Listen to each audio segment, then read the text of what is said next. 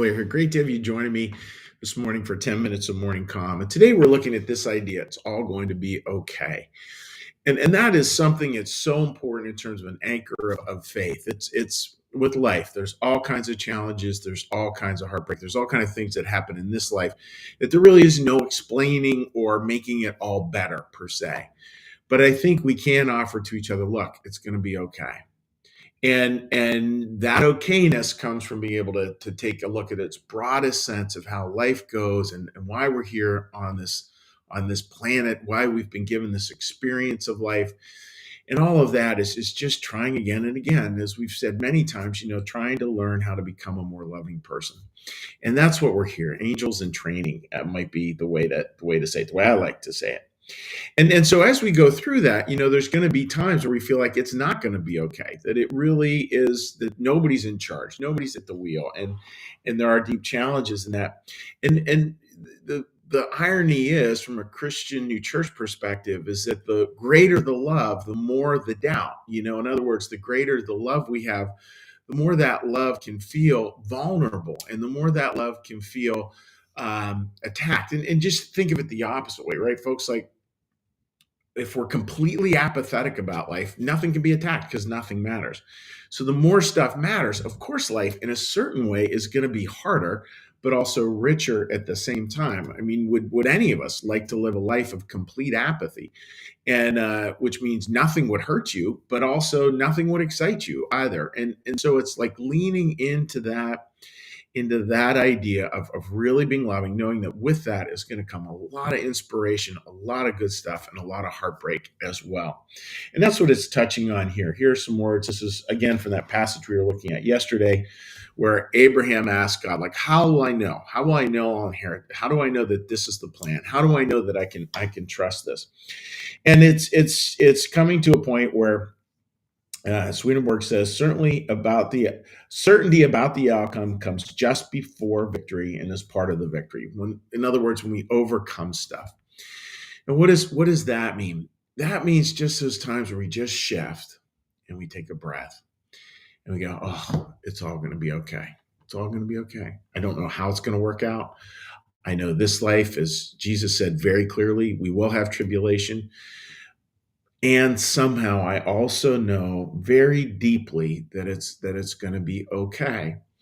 And that consistently, for me personally, just shifts my whole body and my whole soul just into a very different place.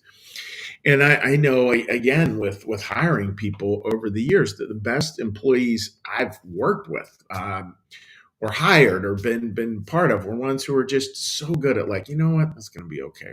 We'll figure this out. And I think that's what good parenting is too. Think about our parents, right? Those Our parents, and they have moments where they shine. Probably at least some of them were where they just reminded us it's all going to be okay. And that's where we have to find, community in different ways. Community with people who are on this journey, which is one of the whole points of church. This is a book I love. It's very hard to get a hold of. It's called The Lonely Man of Faith. Beautiful book written in the 1960s. And this is we're talking about, like, the search for communities that can get this, and search for communities that aren't just, as he would say, not just communities of interest, aka fun and entertainment, but communities of real commitment where we're on this journey together. And this is what the Solojaychik writes.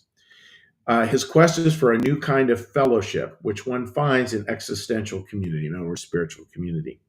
There, not only hands are joined, but experience as well. There, one hears not only the rhythmic sounds of the production line, in other words, here's the normal rhythm of life, but also the rhythmic beat of hearts starved for companionship and all-embracing sympathy, embracing the grandeur of the faith commitment. I love that all-embracing sympathy. Like, there's a part of going through challenges where we really learn to embrace, like, this very deep sympathy. There, one lonely soul finds another soul, also challenged by loneliness and solitude, yet unqualifiably committed. And that's a beautiful line. Again, that's the idea that these communities of commitment, where we join together with people who are struggling, and we're all in that struggle, And somehow there's a part of us that knows that this struggle's actually good, that there's a good God, that life is good, that the struggle is good. And somehow we get to this deep knowledge of it's going to be okay. It's going to be okay. So there are probably more than one, probably many of you actually watching this little thing today, tomorrow, throughout the weeks, months, years ahead. Probably some of you out there just need to hear that. The takeaway for today is just to remember, friends, it's going to be okay. This I know to be true. All right, friends. So, with that, let's take a little shift. And the shift I'd like to take is to now we do something where we just relax ourselves. We sort of come down to get centered as we go into the day ahead. So with that, dear friends, let's first off start off just getting a big breath, and then I'll ring the prayer bell.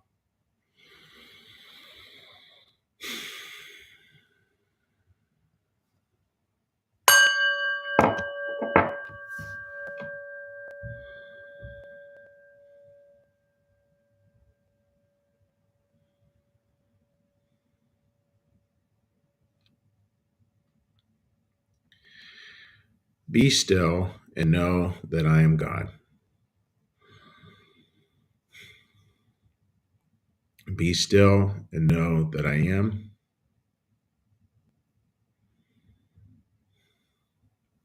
Be still and know that I.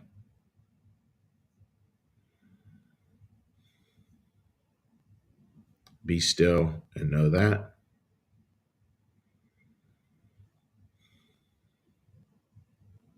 Be still and know. Be still and.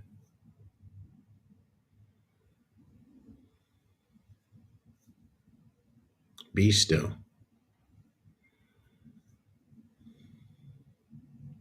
Be.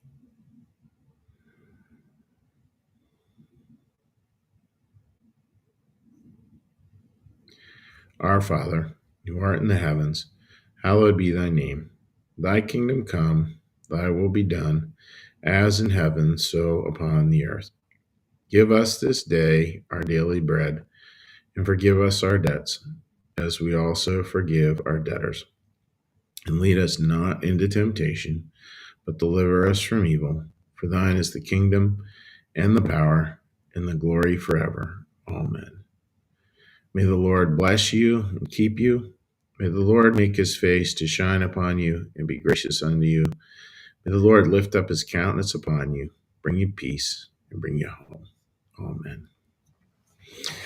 All right, dear friends, let's give a little cheery hello to those who are joining us this morning. And got a lot ahead. My parents are moving into assisted living, so that is tomorrow's activities. So driving out to Pittsburgh to help do the last of that move. So quite a weekend ahead. So, all right, let's say. Sherry, isn't faith believing in the good end? Absolutely. And it's I think about that famous piece of Christian New Church theology was peace as in a trust in God that he leads to a good end. And that idea, like, really, I mean, it's so important. I'm thinking a lot about this with Easter. I mentioned a little bit yesterday. Where do we put the end? Do we put the end in this goodness that is heaven and eternity and beauty and love? Or do we put this end with the fact that it's tax season and I may not get as big a refund as I wanted? Where do we put the end of life?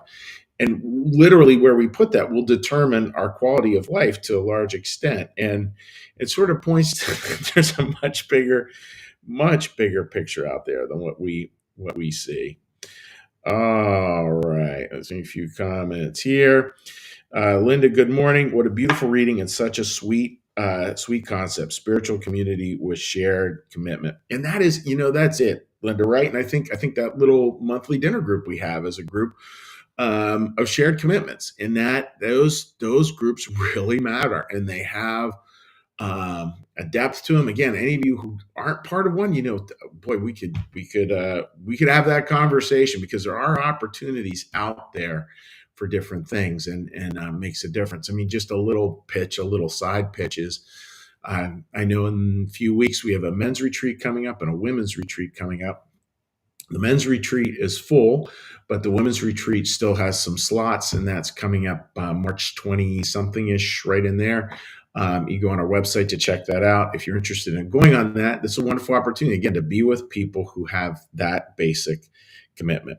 Deb, thank you for joining us. Donna, thank you for joining us. And John, thank you for joining us. Wonderful to have you folks with us live this morning. Okay.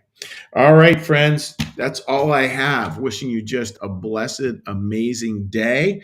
And now we'll shoot out there a little word about your incredibly generous financial support of New Church Live and how much we appreciate it. And wishing you folks all the best, and we will see you tomorrow.